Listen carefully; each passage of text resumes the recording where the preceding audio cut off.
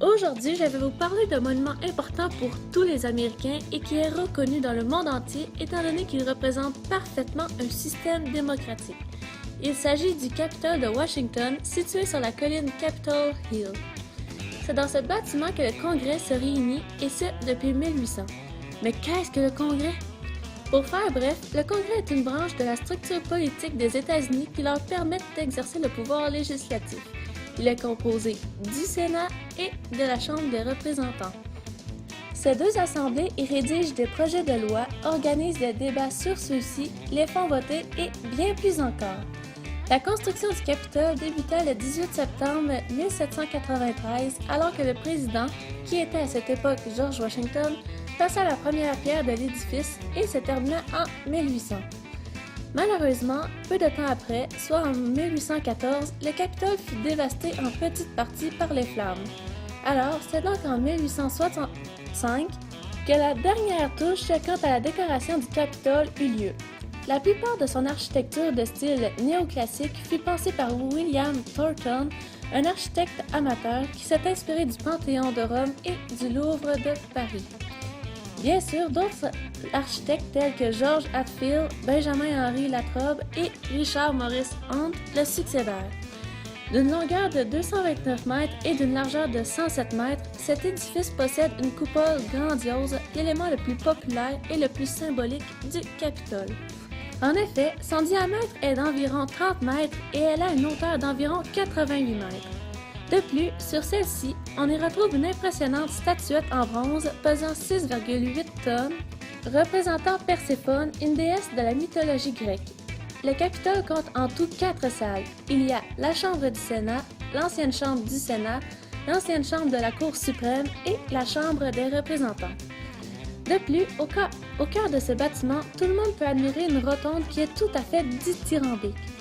En effet, en son centre, il y a une gigantesque fresque qui a été réalisée par Constantino Brumidi, et sur le pourtour de la rotonde, nous pouvons observer des images représentant des scènes importantes de l'histoire des États-Unis, telles que la signature de la Déclaration d'indépendance à Philadelphie en 1776, l'arrivée de Christophe Colomb aux Antilles et la capitulation de l'armée britannique sous les ordres de Lord Cornwallis à Yorktown en 1781. Pour ce qui est de son emplacement, le Capitole est situé à environ 1,6 km de la Maison-Blanche et tout près du Potomac. D'autre part, plusieurs événements ont eu lieu au Capitole, comme c'est le cas lorsque le président des États-Unis ainsi que le vice-président prêtent serment et entrent en fonction durant le Inauguration Day, et lorsqu'un bon nombre de personnes s'y réunissent le 4 juillet pendant le jour de l'indépendance, qui est la fête nationale des États-Unis. De plus, c'est au Capitole qu'on a adopté la loi quant à la réduction des émissions de gaz à effet de serre en 2010, la loi de finances qui, bien sûr, est faite à chaque année, de même que l'adoption d'un projet de loi visant à instaurer des taxes compensatoires en 2011. Voici maintenant un fait intéressant.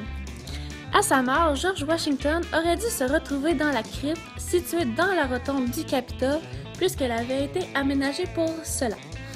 Malheureusement, elle est vide aujourd'hui car on a respecté les dernières volontés du président. Le président fut enterré au Mount Vernon. Finalement, le Capitole est présent dans notre société. En effet, nous pouvons l'observer dans plusieurs films tels que Le Jour de l'Indépendance et Die Hard 4, Retour en Enfer, de même que dans quelques séries télévisées comme Dead Zone, Le Château de cartes, ainsi que dans le générique de NCSI Enquête spéciale. Mais ce n'est pas tout! On le retrouve également dans plusieurs jeux vidéo et certains livres. C'est donc ce qui conclut ma présentation sur cet édifice et j'espère vous en avoir appris davantage sur cette merveille qu'est le Capitole.